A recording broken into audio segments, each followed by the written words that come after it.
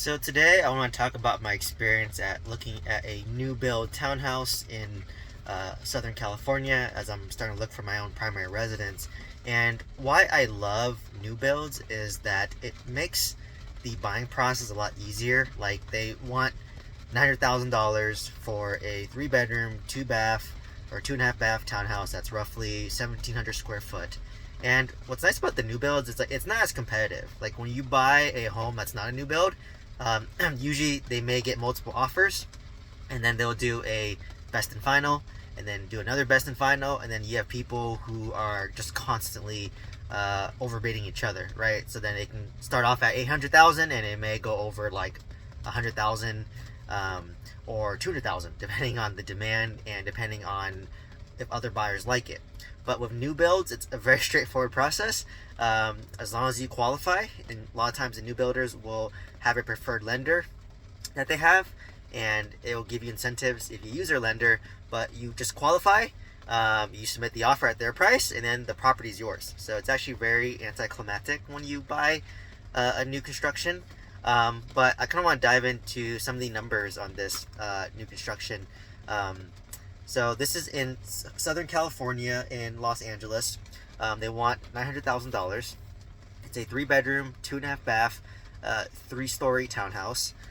So you have a 2-car garage, but there's no driveway, and the I think backyard is either very small or non-existent, and there's a balcony, and it's a tri-level, right? So this is kind of the more modern style house, and let me break down some of the incentives that they have. So what's beautiful about new builds is that they give you incentives, and the incentives change depending on it. So if I were to buy a property today or before the end of March, these would be the current incentives. So the first one is $30,000 in flexible spending cash.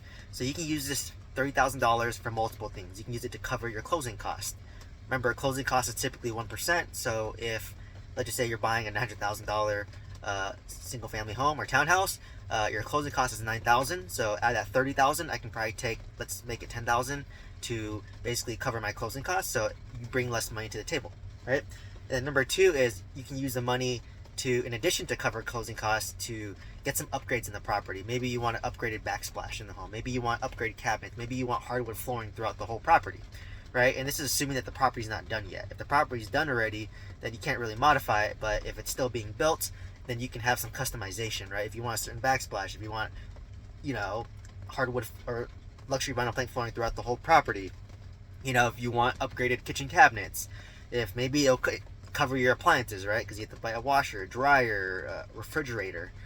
You know what I mean? So it's nice. And then also you could use it to buy down your interest rate, right? So with $30,000, to be honest, you could probably do all three, right? You could probably have $10,000 to cover your closing costs. You could probably have $10,000 or maybe $15,000, $10,000 to $15,000 to do upgrades, and then you could potentially do the remaining money. So it could be another $5,000 to $10,000 to buy down your interest rate if you want to, right? So that's option one. And the other option was if you use Lennar's in-house lender, they're offering a 5.375% interest rate, and that's not bad. I don't know the down percentage because preferably for me, I want to put like 5% down right now because I'm a little bit cash poor right now. All my money is tied up in my real estate, but pretty much I want to do as little as possible. So I need to talk to the Lennar lender to see if a 5 or 10% down would qualify for that 5.375 interest rate and what the PMI is, right? And for context, for comparison, I got quoted through Citibank, and they're offering for 5% down. Interest rate is a little bit below 7%, so like let's say 6.9, and the PMI is only $120 a month. So I have a frame of context right here, right? Where like, is it worth it to do a 5.375% interest, or just pay a higher interest rate but then get these incentives? So I'm trying to figure that out, but I'm leaning towards the $30,000 because I could use it to potentially buy down my rate as well, right? So if I could get my closing costs covered, buy down my interest rate, and get some appliances, get some upgrades, why not? And at a 5.375 3.75% interest rate. It's not bad, but it's not good either. Like if interest rates dropped 4, I'd probably refinance anyway, so I'd rather get the cash kind of today. The next thing about this new build is they have phased releases, right? So if I don't buy the one, now, or the one in March, they release some in May and then in September. May for me works the best because I'm starting a new job in February. I'm going on vacation in Japan in March. I'm gonna document my vacation in Japan so you guys can follow along. And then by the time I come back, it takes 2 weeks to recover from vacation. I call it vacation hangover, and then it's gonna be April, and I can put down a deposit on the house, and then I can move in April. So that kind of works out, or even September, right? Here I asked them if I don't have an agent, or I represent myself as an agent. So let's just say I was motivated and I got my own real estate license. Do I get commission? And they say no. If you self-represent yourself or you have no agent, there's no incentive, which makes no sense because if I literally have an agent represent me, they're going to pay them about 2.5%, which is $20,000. And to me, I'm like, okay, instead of me bringing an agent and you paying them $10,000, how about you just give me $10,000 extra, so I save $10,000 and then you save $10,000, right? That's how I think win-win. And I might ask them that. I'm like, but they seem kind of firm and it doesn't make sense to me. So what they're incentivizing me to do, to be honest, is I have a relative who is a realtor, and she'd be happy to represent me, and then she'd be happy to give me 1 to 1.5% of her commission to help cover my closing costs, right? So like let's just say that she gets paid $20,000, and then she'd be happy to give me $10,000 to cover my closing costs. So I can kind of double dip, right? So I could, for example, take the $30,000 incentive to basically cover my closing costs, potentially buy down my rate or upgrade the home, and then have my aunt represent me. They're gonna pay her $20,000, and since it's an easy job for her, she can kick me back like $10,000 to $15,000 out of the $20,000. She gets $5,000 easy money, and then I get $10,000 to $15,000. I could use that to offset, maybe buy furniture for the house, right? So or appliances for the house. So that's how I would do it, given this current incentive. So I would just have my aunt represent me, have her kick me back 1 and 1.5%. She did that for me before, because just family helping family, and it's easy, right? Like she's not really doing much; she's just representing me. So she'd kick me back a check, kind of under the table. And then the next thing is they have a $535 HOA, which is a lot. I hate HOA. So for context, if my house is $900,000,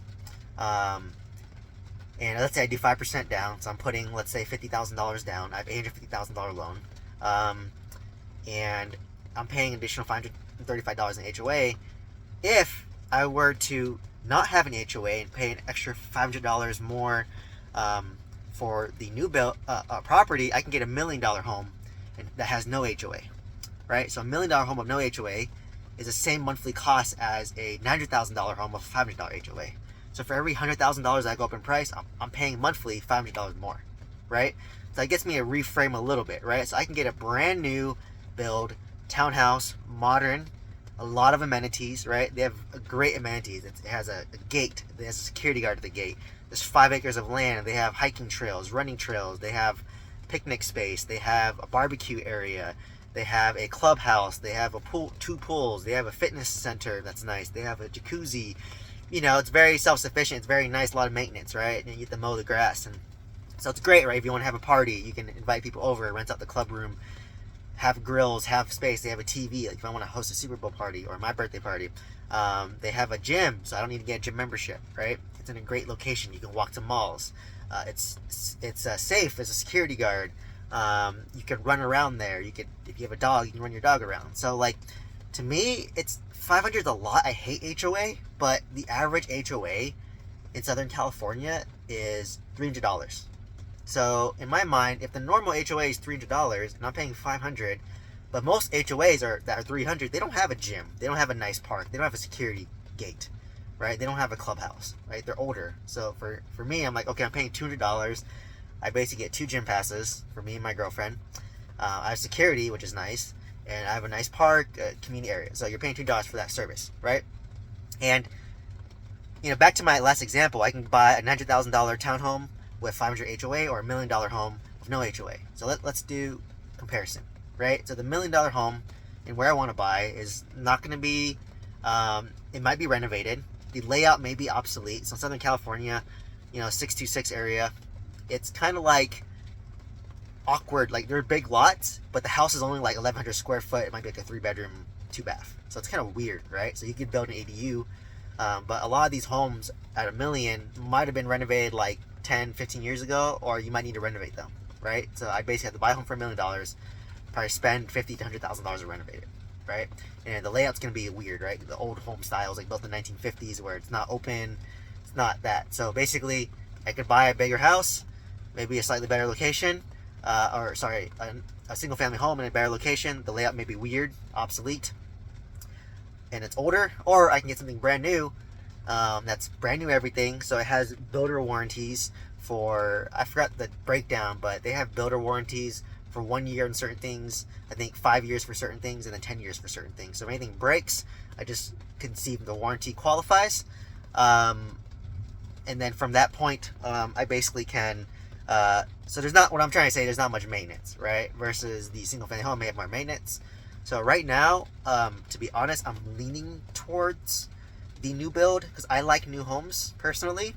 I know I just like new homes. I get it, there's a high HOA, but all the new builds nowadays have HOAs, but at least they have nice amenities. So like, I don't have to go to 24-hour gym fitness. I can just go to my gym. I can run around my park. I can host parties there instead of in my townhome, which is a little bit more cramped, 1,700 square foot. So it's not a bad compromise. I always just like new homes because it feels nice, it feels luxurious, and then it's great with the builder warranties. So I'm definitely leaning towards that.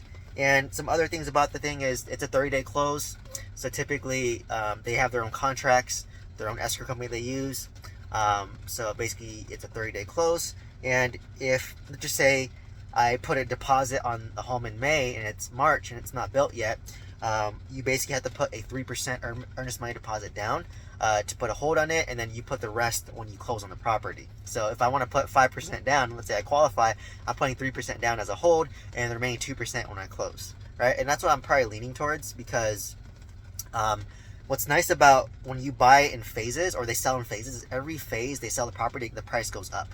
Right? I was trying to get her to tell me that, but she wouldn't. But I know, so if I buy now, it's gonna be 900,000, but maybe in May it might be 910,000, and then in September it might be 920,000. So if you buy earlier, there's natural appreciation because they'll constantly raise the price as the phases go through, right? So you're building instant equity, and then so yeah, that's kind of the thing. I'm actually excited to tour this property. I'm in no rush. I was like rushing to get my realtor license exam because it's pretty easy. I can do 135 hours of online. Please let me know if you think it'd be a good idea for me to be a realtor so I can represent myself and maybe represent friends and family, and maybe some of you if you want me to represent, because I'm just so sick of how low the bar is for realtors. Like, they don't do much besides open the door. Like, they don't really offer much insight, but like for me, because I'm an investor, I have more insight and I give more value. So let me know if I should go down that route and if you want me to document my journey doing it.